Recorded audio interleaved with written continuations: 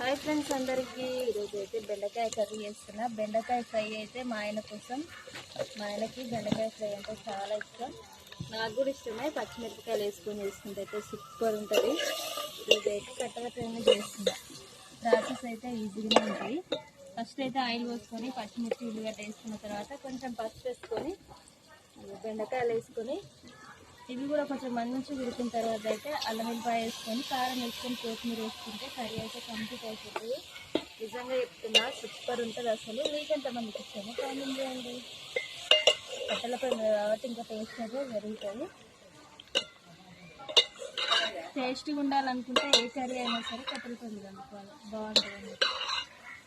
ఈరోజు మీడియం కూడా వేసుకుంటుంది. బెండకాయ ఫ్రై అంటే ఎంతమందికి ఇష్టమో కామెంట్ చేయండి. అందరూ అయితే ఫుల్ వీడియోస్ చూడండి, వాటికి కూడా లైక్ చేయండి. బాయ్ మరి అందరికీ.